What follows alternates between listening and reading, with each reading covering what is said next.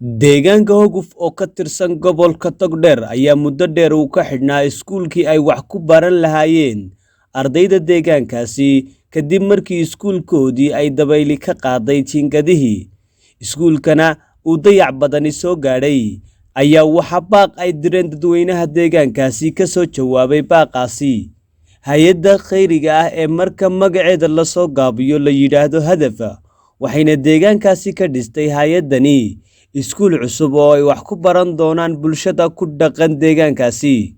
Ugu horreynba waxaa munaasabadii xadhigga lagaga jaray iskuulkan cusub ka hadlay xogayaha degmada Gabagabo iyo qaar ka mid ah waxgaradka deegaankaasi, iyagoona tilmaamay waxyaabaha ka dhiman iskuulkan cusub. iyo hay'adda Hadaf ee halkan iska soo xilqaantay wararka iyagii hore tixgelisay waxbarasho la'aanta meesha ka dhacday iyo ilaa riyaale kii uu noo dhisay markii duufaanadu naga dubiyeen aan cid noo soo eegtay jirin dadkii iyo carruurtii halka ay dhalaan iyo madow kala kulmeen in badanna aanu ashkatoonaynay oo aanay burco iyo berberitoona dib noo soo eegin.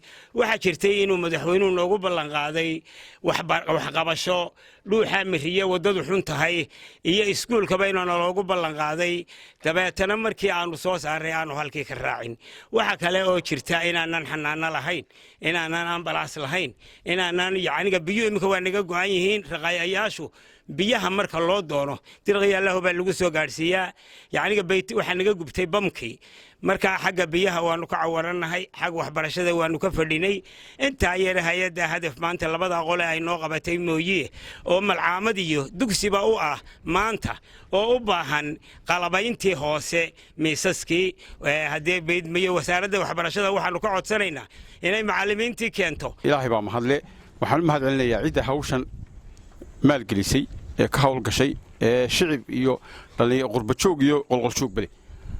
marka waxaan leenahay jamhuuriyadda Soomaaliland ee wasaaradaheedu halkani ma waxa weeyaan Soomaaliland ma aha miya uma tirsanin miya anigu waxaan leeyahay deegaankan maadaama aan ahay madax dhaqameedka deegaankan waxaan leenahay Soomaaliland buu waan ka tashan doonaa haddaan wax nala qaban oo waxa weeyaan waxa baan oran karaa wax allaale waxay noo tahay ma jirto Soomaaliland.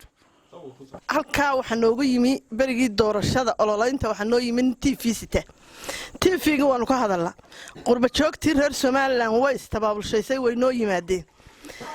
waa kuwa iskuulka noo dhisay aanu aragtaan maanta ee daawanaysaan horraantoodii wixii ay noo qabteen waxqabadkii ay noo qabteen. way ku mahadsanyihiin aad iyo aad bay ugu mahadsanyihiin. waananu sugaynaa, waananu idin fadhinaa, waananu cidaan idinka hayna ma hayno. hay'addan Hadaf ayaa lacagtii u horeysay iyo warbixintii ugu horeysay bixisay. aad bay mahadsantihiin. hay'adda Hadaf waxay noo keentay intaa noo dhisay iyo aan anaguna wax kula kaashanay. aad iyo aad baan idinka mahadcelinaynaa kuwii ilaahay meesha ka soo saarteen wax wanaagsan in ku bedelo.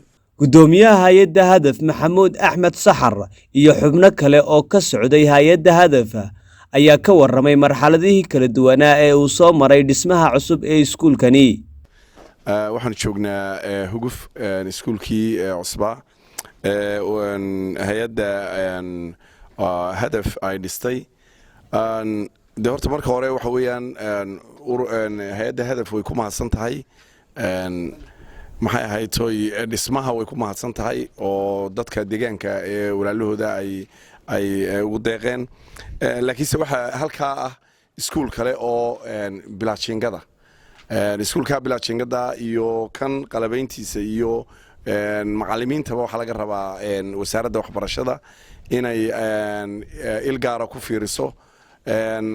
carruurta magaaladana ma laha meel ay tagaan oo kale aan halkan ahayn.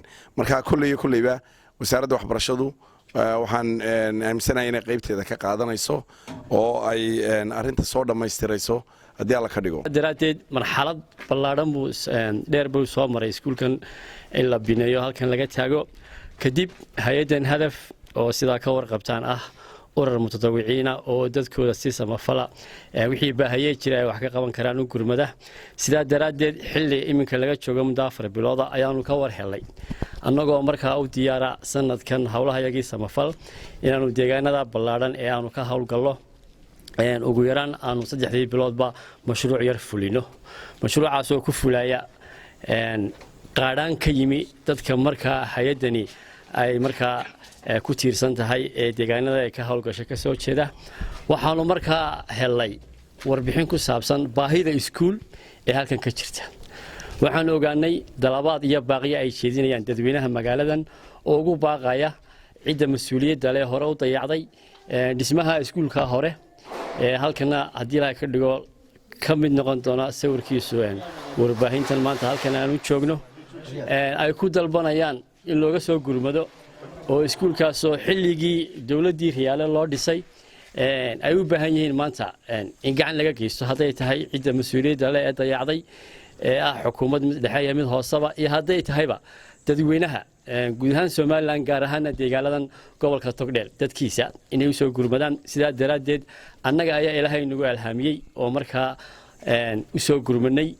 runtiina ma suurto gasheen haddaan dadweynaha deegaanku laftoodu ana iyaguba baahidooda wixii ay awoodaan aanay ku tarsano oo hagar bixin iyo wixii anagu markaa aanu u qoondoonay ee aanu helaynay aanu la golanimi taasoo suurto gelisay iskaashiga oo iskuulkani maanta uu nagaga wareegaya oo si wada jira waxa looga wada qabtay hay'addu ha lahaato horqaadka iyo magaranaysa horseedka ana hadalka soo koobaya nuxurku wuxuu yahay dhisme waa la dhisay laakiin muhiimaddu waxa weeyaan inuu dhismihii wuxuu u taagan yahay lagu manaafacadsanayo laga hirgeliyo oo la helo kow degmadu iyo tuulada hugufba ay marka hore ardaydii oo diyaarsan la helo oo rasmi ah marka ay helaan cidii mas'uuliyadda qaadaysay u joogtaysa inay waxbarashadooda qaataan laakiin waxa ka horeeya in iskuulkii la qalabeeyo in macallimiin loo helo in baahiyaha kale ee jira ee aan waxbarasho qofku haddaan baahida caafimaad ay kala jirtaa dadku aan caafimaad helin biyo aan helin waxa soo dhan